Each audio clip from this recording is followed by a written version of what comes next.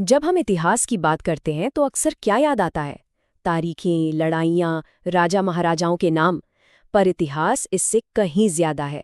ये वीरता, भाईचारे और सच्ची लीडरशिप की कहानियों का एक खजाना है।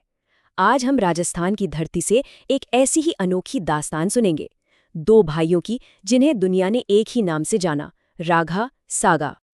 ये जो पंक्तियां हैं ना, राघा साघा, दो वीर एक समान, जिनके नाम से कांपे दुश्मन की जान, ये सिर्फ कोई लोकगीत नहीं है। ये उस दौर की सच्चाई बयां करती हैं। ये पंक्तियां हमें बताती हैं कि हम किसी साधारण राजा की नहीं, बल्कि एक अजेय जोड़ी की कहानी सुनने जा रहे हैं। तो चलिए उनकी दुनिया में कदम रखते हैं। तो हमारी कहानी का पहला अध्याय हमें ले जाता है राजस्थान के एक छोटे लेकिन बहुत ही गौरवशाली राज्य मेवाड़ में, जहां का नेतृत्व अपने आप में बिल्कुल अनोखा था।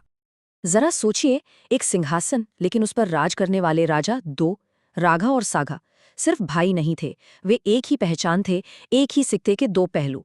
उनका रिश्ता इतना मजबूत था कि इतिहास ने उन्हें कभी अलग अलग याद ही नहीं किया, बल्कि हमेशा एक ही नाम से पुकारा, राघा सागा। और उनकी असली ताकत पता है क्या थी? उनका एक दूसरे से बिल्कुल अलग होना।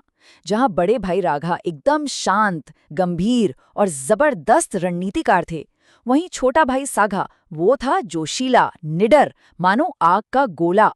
एक अगर राज्य का दिमाग था तो दूसरा उसकी धड़कन। और जब दिमाग और धड़कन एक साथ काम करे तो नतीजा क्या होता है? एक सुनहरा दौर। मेवाड़ में खुशहाली थी, बाजारों में रौनक, न्याय सबके लिए था। और उनकी तलवारों का खौफ ऐसा था कि दुश्मन सरहद की तरफ आंख उठाकर भी नहीं देखते थे। सच कहे तो ये शांति और समृद्धि का एक आदर्श राज था। लेकिन जैसा कि अक्सर कहानियों में होता है, ये शांति ज्यादा दिन टिकने वाली नहीं थी।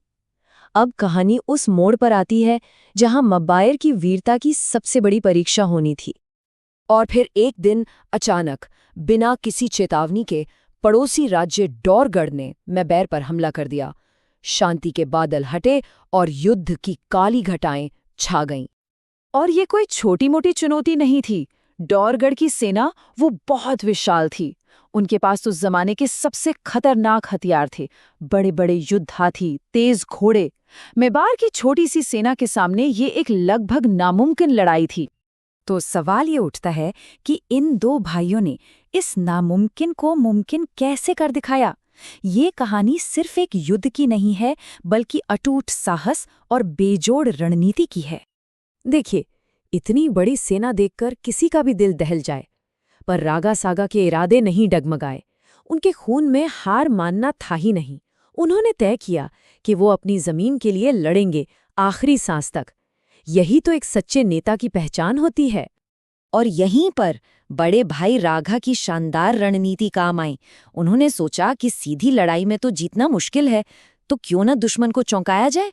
उन्होंने अपनी सेना को इकट्ठा किया और उन्हें ऐसे गुप्त जंगली रास्तों से ले गए जिनके बारे में दुश्मन सोच भी नहीं सकता था।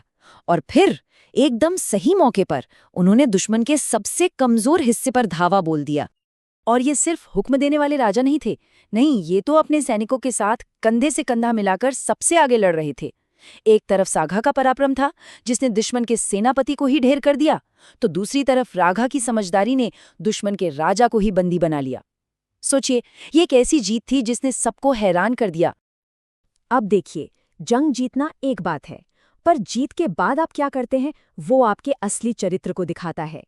और कहानी अब एक बहुत दिलचस्प मोड़ लेती है। युद्ध खत्म हुआ। डोरगढ़ का राजा, जो कल तक घमंड में चूर था, आज हारा हुआ, अपमानित, राघा सागा के सामने खड़ा था। वो अपने जीवन और राज्य के लिए शांति की भीख मांग रहा था। सारी शक्ति अब मेवाड़ के भाइयों के हाथों में थी। और उन्होंने क्या चुना? बदला नहीं, बल्कि उदारता।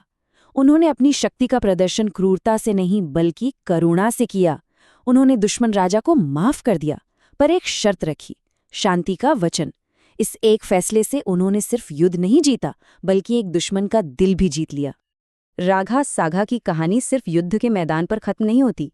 असल में उनकी असली विरासत तो युद्ध के बाद शुरू हुई, जब उन्होंने अपने राज्य को फिर से बनाया।